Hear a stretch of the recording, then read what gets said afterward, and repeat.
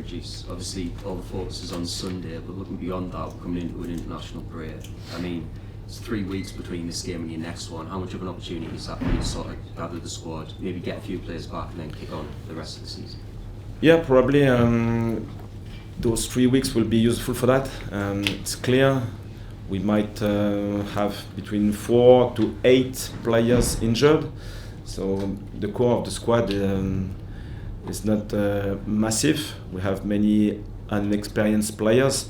So when those players are missing, it's always more difficult. So it could be the case after the international break, but sometimes they will have other games and they might be injured as well, so we never know. Just on the topic of international football as well, obviously we saw that bizarre story earlier in the week with AFCON, result getting overturned in the final. Obviously affects Thames Dean and Habi, one positive, one negative. I mean, how have they both reacted to that news over the past few days? Yeah, it's a bit weird.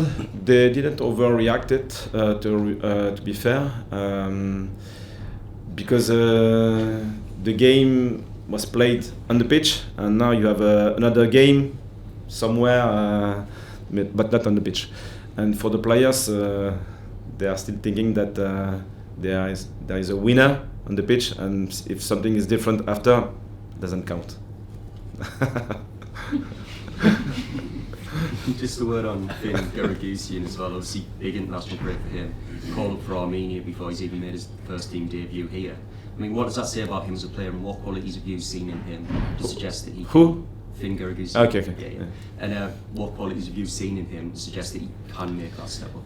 Yeah, he had a few training sessions with us, and I appreciated his profile. So he's a good lad, really well connected with the mentality of the region and the club, I think. A good footballer with strong physicality, and you know that in this league, probably you need 2 strong centre-backs and a strong forward, and the ability to be competitive in duels, first contact, second balls, and so on. And he's really well rounded. After that, he's young, so he needs experience. He needs to improve different things, but I like his profile. Yeah. How's Wilson? You mentioned last week. Yeah, he's okay. So his knee reacted after the session, wasn't available even if he was on the bench, but the week went well.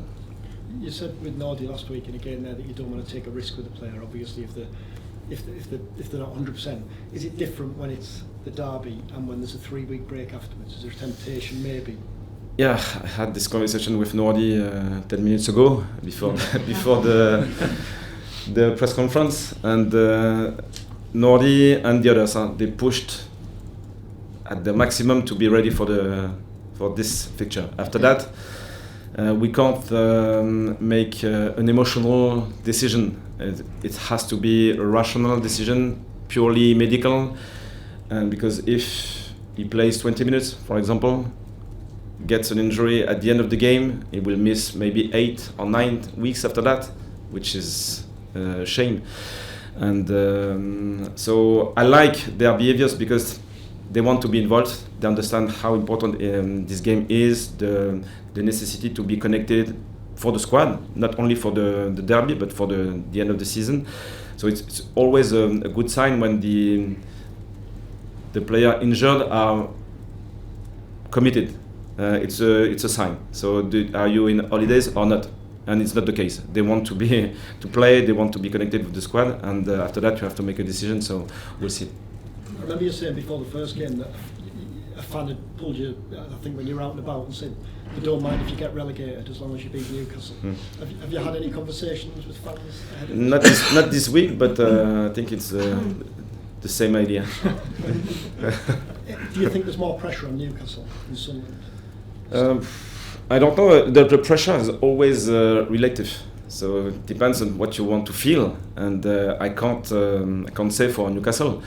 For us, I think the pressure is high because we want to win. We want to show that we are a good team. We want to be proud of us and for the community as well. So I don't know for them, to be fair.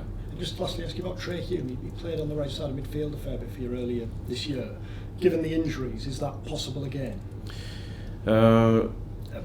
He has a strong versatility, left back, right winger, midfielder, probably centre back. I don't know in the back four. Never tried. We might say why not.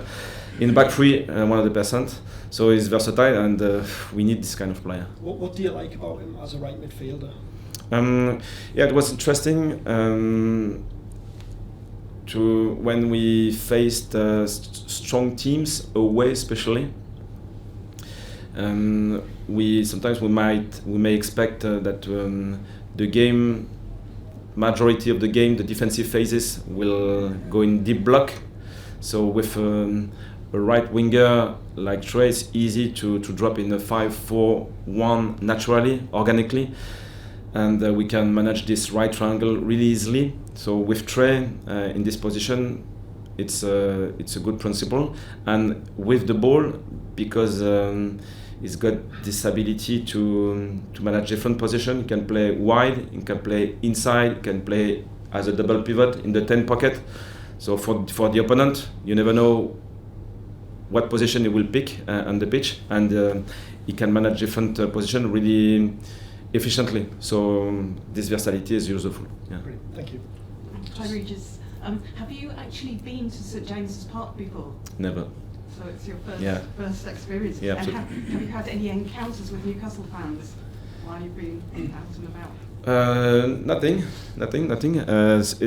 It's a privilege to go to St James Park as a Sunderland manager. Probably as a fan, I don't want to go there, but as a manager, yes, 100%. And I enjoyed the experience, and I'm looking forward to it. Yeah. And how important would it be, ideally, to have your sort of fab four in midfield, like Granit, Enzo, Habib, and Noah all together, because you haven't been able to play them together because of injuries? Yeah, absolutely. It's hard to accept, but it happens in the season.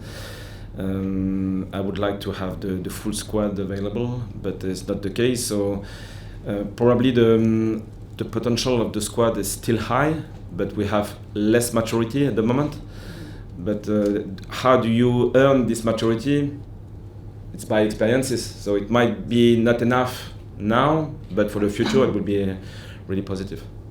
And final question, with Melka Elborg, if he had to start, I mean, because of the way that Newcastle press so aggressively, people like Anthony Gordon, I mean, have you been doing like special sort of training with him? Or, Yeah, we did it before Bournemouth and Leeds. I think this week and the week after were really important, and Melka, I think, learned a lot from those experiences, and he is really committed. So he is he wants to learn every day, and it's the case for the players. But sometimes you have someone who shows something a bit different, and it's the case for Melka. So I'm sure that the more he will get experiences, the better he will become with the ball.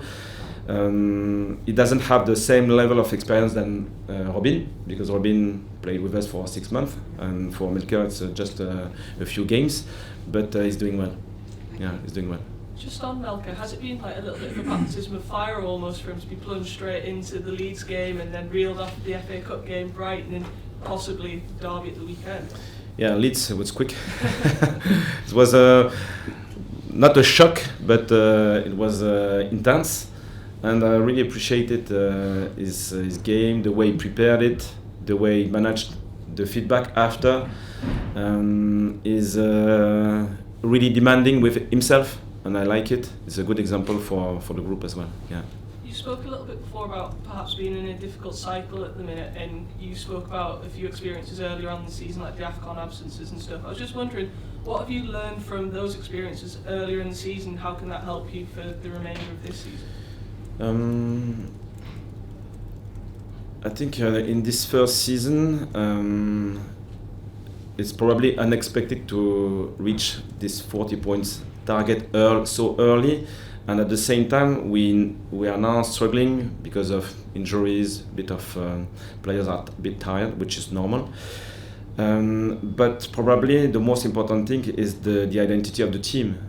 I think we belong to a community who used to suffering, and in that situation, we won't